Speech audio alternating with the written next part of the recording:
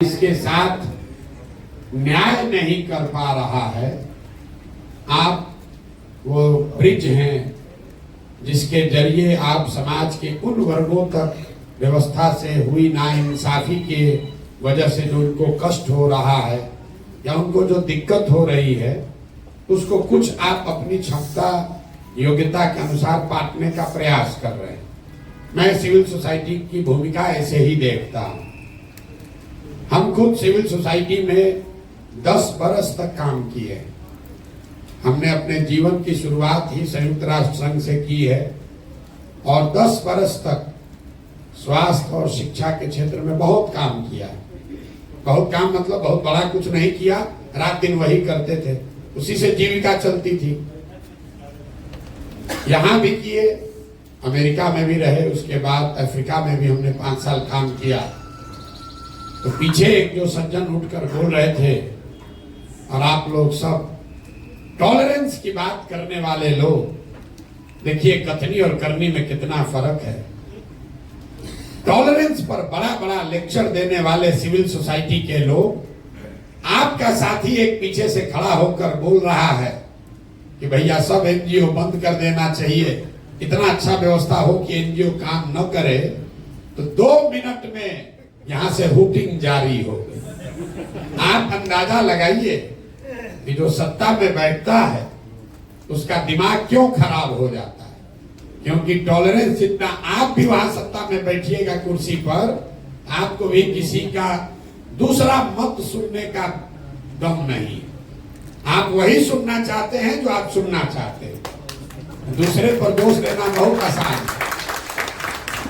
भाई साहब ने कहा कि मैं बहुत अपमानित फील कर रहा हूं कि 2 घंटा आप लेट आए हैं। बात तो ठीक है, मुझे क्षमा मांगना चाहिए। 1 बजे की बात हुई थी, हम 1 बजे से यही बैठे हुए हैं, बगल में बैठक चल रही है। आप लोग के भी जुटने में समय लगा, फिर मुझे लगा कि 2 बज गया है तो आपको खाना खा लेना चाहिए। आप 2 घंटे इंतजार कर रहे हैं, आपको अपमानित जरूर लगा होगा, लेकिन आप दशकों से एक अपने बच्चों के लिए अच्छी व्यवस्था बने उसका इंतजार कर रहे हैं, उसमें आपको कोई अपमान नहीं लग रहा, उसमें कोई अपमान नहीं लग रहा। यहाँ पर जितने लोग आप आए हैं, आप लोग सब ग्रामीण क्षेत्रों में, कई लोग शहरों में, जो डिप्राइव्ड कम्युनिटी है, अपने आप को वंचित बताता है। आपके जो लिखे हुए सवाल सब मैं पढ़ रहा था अभी, कि आप ये दावा करते हैं कि समाज में जो कमजोर है, वंचित है, पीछे छूट गया है, आप उसकी मदद के लिए काम कर रहे हैं। चाहे वो जमीन एक्विजिशन का मामला हो, किन्नरों का मामला हो, पढ़ाई हो, एजुकेशन है, आप दावा कर रहे हैं कि आप उसमें उनकी मदद करते हैं, उसके लिए काम कर रहे हैं। हम भी पिछले 2 बरस से गांव-गांव घूम रहे हैं। आप तो लोगों की मदद कर रहे हैं, हम मदद नहीं कर रहे हैं, लेकिन लोगों को जाकर देख सुन समझ रहे हैं। 5300 से ज्यादा गांव में हम पैदल चल के गए और एक सवाल जो मैं हर गांव में, हर सभा में करता हूं कि भाई ये बताइए कि बिहार में और कुछ हो या न हो, आपके गांव पंचायत में पढ़ाई और रोजगार की व्यवस्था होनी चाहिए या नहीं होनी चाहिए। मैं आपको बिहार के समाज का अपना अनुभव बता रहा हूं। 100% लोगों ने, चाहे वो किसी जाति का हो, धर्म का हो, पढ़ा लिखा हो, अनपढ़ हो, गरीब है, अमीर है, हिंदू है, मुसलमान है, महिला पुरुष, सब लोग हाथ उठाकर कहते हैं कि न भैया और कुछ हो चाहे नहीं हो, पढ़ाई रोजगार तो निश्चित तौर पर होना चाहिए। मैं 2 बरस पैदल चलने के बाद ये आपको दावे के साथ कह सकता हूं कि बिहार में कोई ऐसा गांव नहीं है जहां सारी चर्चा के बाद लोगों को अगर विकल्प दिया जाता है कि बताओ 1-2 काम जो होना चाहिए वो क्या होना चाहिए, लोग कहते हैं रोजगार, पढ़ाई होना चाहिए। उसके लिए प्रशांत किशोर और किसी एनजीओ की जरूरत नहीं है, लेकिन उसको ये मालूम नहीं है कि जवाब देने के बाद दूसरा सवाल क्या होगा। फिर मैं लोगों से पूछता हूं कि अपने अपने बच्चों के सर पर हाथ रखकर बोलो कि आप में से किसने जीवन में एक बार भी पढ़ाई और रोजगार के लिए वोट किया है। और उसका परिणाम सुनिए, आज तक 5300 गांव में एक आदमी भी हाथ उठाकर नहीं कहा कि हमने अपने बच्चों के पढ़ाई रोजगार के लिए वोट दिया है। हम आपका हाथ नहीं उठवाएंगे, लेकिन आपके लिए दावा कर देते हैं, यहाँ बैठा हुआ शिक्षा के क्षेत्र में काम करने वाले, लाइवलीहुड के क्षेत्र में काम करने वाले लोगों ने भी अपने बच्चों के पढ़ाई रोजगार के लिए कभी वोट नहीं दिया है। आपने भी नहीं दिया है, काहे ज्ञान दे रहे? इतना ज्ञान मत दीजिए, ये ज्ञान आप भी मत दीजिए। बड़ी बड़ी बात आप भी कीजिएगा, अब फिर यहाँ से निकल के जाइएगा तो आपको भी हिंदू मुसलमान दिखेगा, आपको भी कुशवाहा यादव ब्राह्मण दिखेगा, आपको भी मंदिर मस्जिद दिखता है, आपको भी 5 किलो अनाज दिखता है, आपको भी मोदी का सीना 56 इंच का दिखता है। तो मेरे भाई, आप चाहे पढ़े लिखे हैं या बेवकूफ, सिविल सोसाइटी से जुड़े हैं या सिविल सोसाइटी से फायदा उठा रहे हैं, हर आदमी यहाँ वही गलती कर रहा है जो सामान्य आदमी कर रहा है। इसीलिए हम लोग इस दुर्दशा में जी रहे हैं। और हम आपसे मदद के लिए नहीं बुलाए, ना हम आपकी कोई मदद करने वाले। कोई बता रहा है पीछे से, अभी हम उस पत्र में भी आपके सवाल में देखे, किसी ने लिखा है कि आप इतना पैसा खर्चा करके पैदल चल रहे हैं, कुछ पैसा हम लोग को देते तो हम लोग ज्यादा असर दिया है। गाँव में हम चलते हैं, देखिए, अरे हम आपको भाषण देने के लिए नहीं बुलाए, आप जरा देखिए कि सामान्य आदमी में और अपने आप को इंटेलेक्चुअल बुद्धिजीवी कहने वाले में कोई फर्क नहीं है। गांव में हम चलते हैं तो महिला जो बहुत गरीब है, लोग कहते हैं भैया इतना पैसा लगा के टेंट लगाए हैं, पैसा हम ही लोग को दे देते ठीक रहता। तो उसको बताते हैं कि तुम्हारी मदद क्यों नहीं करेंगे, कि भाई अगर तुम्हारी मदद कर भी दे, एक दिन मदद करेंगे, दूसरे दिन फिर हाथ फैलाना पड़ेगा। तो सिविल सोसाइटी का भी वही हालत है, देख रहा है कि जब चुनाव में इतना पैसा खर्चा हो रहा है, तो लिख के हमको सुझाव दिया पैसा हम ही लोग को दे दीजिए, तो सरकार को छोड़कर आप ही का धंधा हम लोग उठा लें। तो मेरे भाई, आपको पैसा देने के लिए नहीं बुलाए हैं, हम वो व्यवस्था बनाना चाहते हैं जहां आपको अपनी योग्यता, काबिलियत और समाज की जरूरत के हिसाब से संसाधन और प्रशिक्षण दोनों चीज मिले, ताकि आप समाज के कुछ लोगों का भला कर सके, समाज में सरकार के साथ मिलकर कुछ कर सके, सरकार और आपका आपस में वैमनस्यता न हो। इसलिए नहीं आप एजुकेशन में काम कर रहे हैं क्योंकि एजुकेशन व्यवस्था खराब है। ये वो बात लड़का जो कह रहा था पीछे, वो ठीक है, कहने का उनका तरीका अलग है। होना तो यही चाहिए कि पढ़ाई हो रही हो, और सिविल सोसाइटी की भूमिका ये है कि गुणवत्ता में और बेहतर सुधार करने में आप काम करें, न कि स्कूल में किताब बांटने के लिए काम करें। तो लड़के की भावना में कोई कमी नहीं है। सारा एनजीओ वाला कहा करते हमारा धंधे बंद कराने का बात हम लोग रोजगार की बात कर रहे, तो हम लोग तो सबको बेरोजगार करने का बात कर रहा है। नहीं, उनका कहने का मतलब ये है कि अगर समाज की, सरकार की जो बेसिक जिम्मेवारी है, अगर सरकार वो पूरा करे तो उसके आगे की जो सीढ़ी है उस पर आपका योगदान होना चाहिए। लेकिन जो भी हो, बिहार की जो स्थिति दुर्दशा है उससे आप और हम वाकिफ हैं। भाई साहब कह रहे हैं कि सीमांचल में बड़ा हालत खराब है, तो आप हमको बताइए मिथिलांचल में कौन बढ़िया है, चंपारण छपरा में कौन बढ़िया है कि सीमांचल का चिंता कर ले।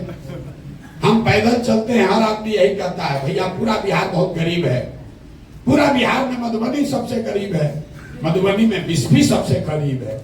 फिर वहां से दरभंगा गए तो कहता भैया पूरा बिहार में बहुत परेशानी है, लेकिन सबसे ज्यादा परेशानी दरभंगा में है, दरभंगा में भी सबसे ज्यादा परेशानी केवटी में है। जो जहां रह रहा उसको लग रहा भैया हम ही परेशान हैं, हम ही दबे हुए।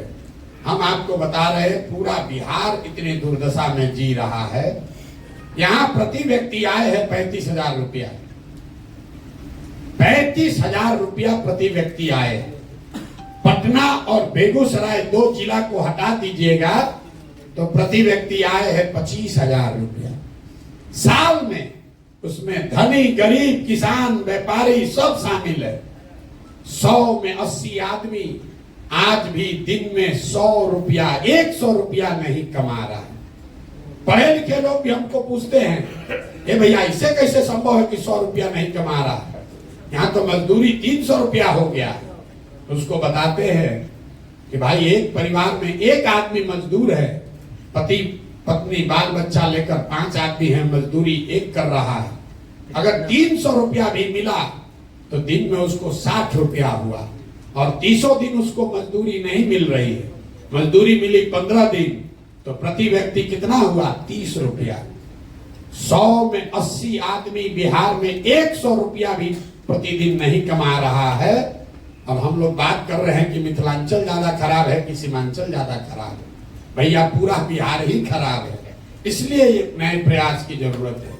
अब आपने कुछ लोगों ने सवाल किया है, जन सुराज पर काहे भरोसा करें भाई, आप अलग क्या कीजिएगा। बहुत लोगों ने लिख कर दिया, ये भी बात ठीक है, लेकिन इससे ज्यादा बेवकूफी वाला कोई सवाल भी नहीं हो सकता है।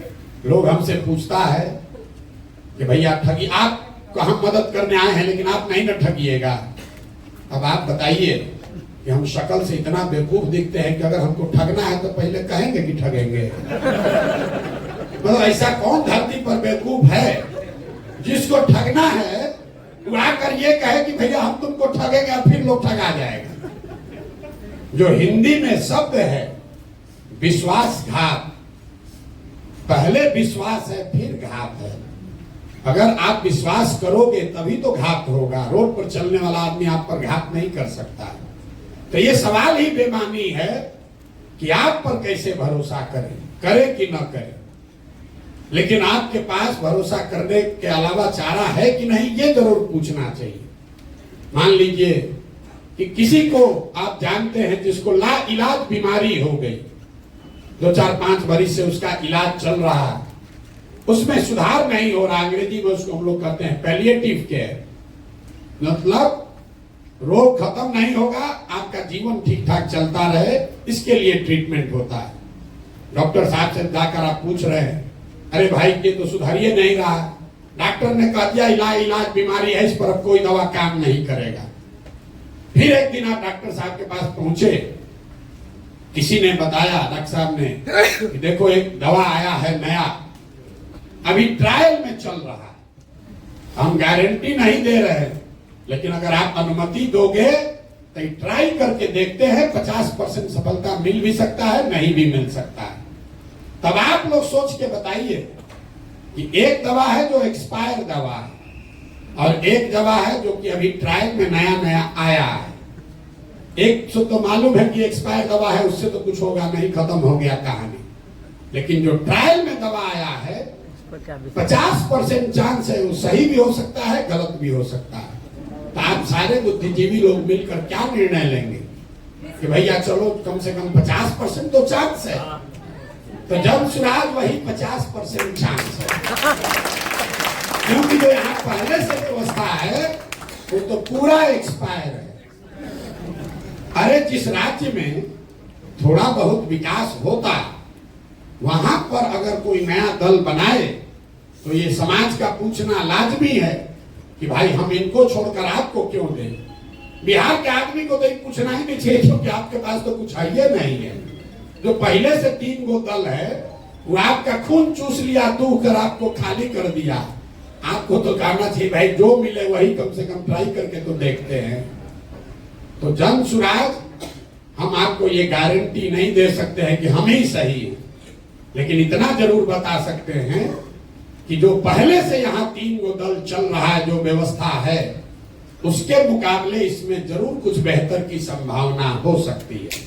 और वो संभावना इसलिए नहीं है कि उसको प्रशांत किशोर कर रहे हैं, वो संभावना इसलिए है कि आप जैसे हजारों सैकड़ों लोग मिलकर इसको बनाने का प्रयास कर रहे हैं, और इसको बनाने में, आगे चलाने में जितना अच्छे लोगों का सहयोग, उनकी भागीदारी रहेगी, उतना ज्यादा सफलता की संभावना ज्यादा होगी। किसी एक व्यक्ति के कह देने से कि हम आएंगे तो ठीक हो जाएगा, हम पर भरोसा कर लो, इससे बड़ा कोई झूठ हो नहीं सकता। पीछे से एक जेपी सेनानी साहब खड़े हुए, उन्होंने बहुत अच्छी बात भी कही हमारे लिए, जन स्वराज के लिए अच्छी बात उन्होंने कही, उसके लिए आपका धन्यवाद कर रहे हैं सर। लेकिन कई लोगों को यहाँ बैठे हुए लगता है, लोगों ने प्रश्न भी भेजा है हमको कि भैया जेपी के आंदोलन से बिहार नहीं सुधरा, अन्ना का आंदोलन का हम लोग हसर देख लिए, तो आपके इस प्रयास से बिहार कैसे सुधरेगा, जन स्वराज से कैसे सुधरेगा। तो मेरे भाई, हम आपको इतना ही कह सकते हैं कि प्रशांत किशोर का आंदोलनों में कोई यकीन नहीं है। मानव सभ्यता के इतिहास को अगर आप ध्यान से पढ़ेंगे तो आपको पता चलेगा कि सिर्फ बिहार में नहीं, पूरे देश में भी नहीं, पूरे दुनिया में मानव सभ्यता के इतिहास को पढ़िए तो आपको पता चलेगा कि फ्रांस की क्रांति को अगर अपवाद के तौर पर हटा दिया जाए तो आज तक कोई भी क्रांति से मानव सभ्यता में सृजन का काम नहीं हुआ है। आंदोलन सृजन का हथियार नहीं है, यह आपके मन में भ्रम बैठ गया। आंदोलन सृजन का हथियार नहीं है।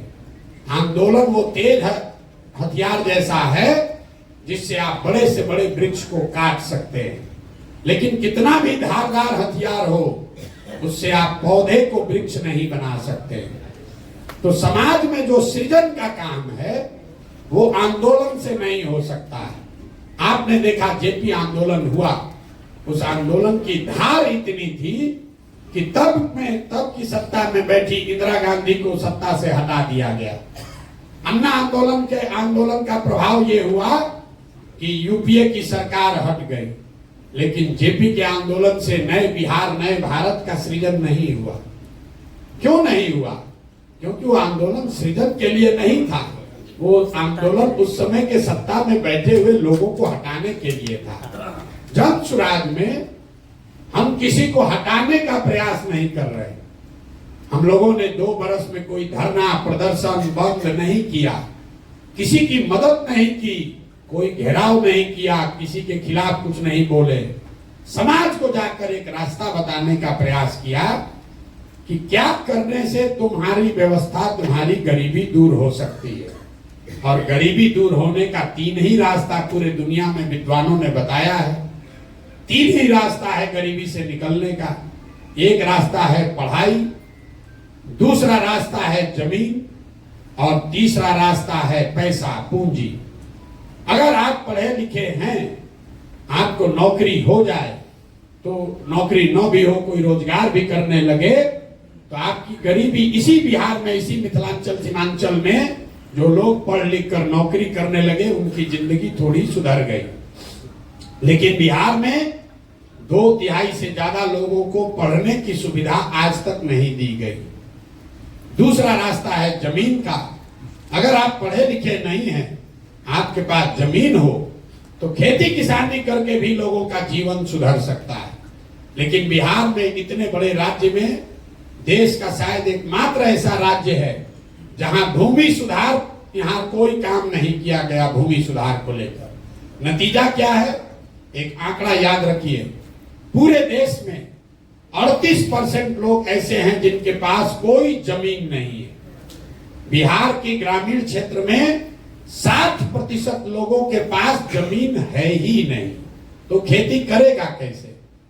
और जो बच गए 40% लोग जिनके पास जमीन है, उस 40 में 35 आदमी ऐसे हैं जो 2 बीघे से कम के मालिक हैं।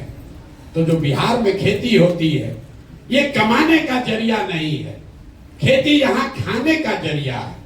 आप गांव देहात में सुनते होंगे, लोग कहता है कि हम कटिया करने आए हैं, रोपनी करने आए हैं, कमाने के लिए लुधियाना जाएंगे। लोग ये बता रहे हैं कि रोपनी करने आए हैं, कमाने के लिए लुधियाना जाएंगे। मतलब रोपनी इसलिए करने आए हैं कि बाल बच्चा के खाने का जुगाड़ हो जाए, कमाने के लिए बाहर जाएंगे। तो यहाँ की जो खेती है, यहाँ का जो भूमि का जो प्रोडक्टिविटी है, वो इतना कम है जिससे लोगों का सिर्फ पेट भर रहा है। और तीसरी बात, जब आपके पास पढ़ाई नहीं है, जमीन से प्रोडक्टिव इनकम नहीं है, तो एक ही रास्ता बचा। अगर लोगों के पास पैसा, पूंजी होता तो कोई ना कोई रोजी रोजगार हर आदमी कर सकता है। आप में से कई लोग लाइवलीहुड के फील्ड में काम करते होंगे, लेकिन बिहार में पूंजी की इतनी कमी है कि यहाँ सीडी रेशियो है 40%। बहुत कम लोग इसकी चर्चा करते हैं। बिहार में सीडी रेशियो है 40%। मतलब जो पैसा आप और हम बैंक में रखते हैं, बैंकों की जिम्मेवारी है कि अगर आप 100 रुपया बैंक में जमा कीजिएगा तो कम से कम 70 रुपया लोन के तौर पर समाज को उपलब्ध होना चाहिए। घर बनाने के लिए, गाड़ी खरीदने के लिए, बिजनेस व्यापार करने के लिए, खेती करने के लिए। भी पूरे देश में अभी सीडी रेशियो है 74%, बिहार में ये रेशियो है 40%। इसका नतीजा क्या होता है? इसका नतीजा ये है कि पिछले 30 वर्ष में बिहार से 26 लाख करोड़ रुपया, जरा समझिए, 26 लाख करोड़ रुपया आपका, हमारा, बिहार की गरीब जनता का जो यहाँ बैंकों में जमा हुआ, उसमें से 26 लाख करोड़ रुपया बैंकों ने बिहार से उठाकर दूसरे राज्यों में भेज दिया।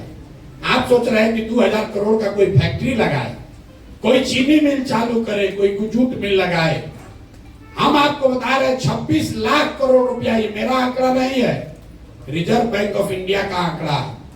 पिछले वर्ष यहाँ बिहार की गरीब जनता ने यहाँ के बैंकों में टोटल पैसा जमा किया 4,61,000 करोड़ रुपया, और 4,61,000 करोड़ में से 70% के हिसाब से कम 2,80,000 करोड़ रुपया बिहार के लोगों को मिलना चाहिए था, रोजी रोजगार के लिए, व्यापार के लिए, घर के लिए, गाड़ी के लिए।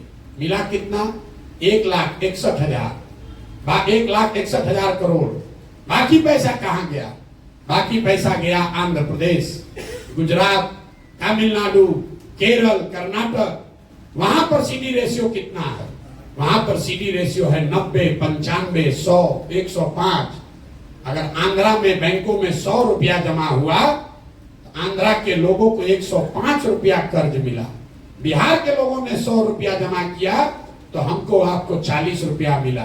आप अंदाजा लगाइए, बोलचाल की भाषा में समझिए, कहता है सीडी रेशियो क्या होता है।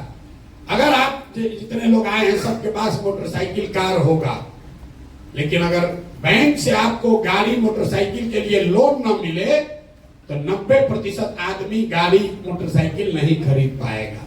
सबका लोन से ही आप मोटरसाइकिल खरीदे होंगे। वो पूंजी की उपलब्धता है कि आपके पास मोटरसाइकिल का ओनरशिप बढ़ा।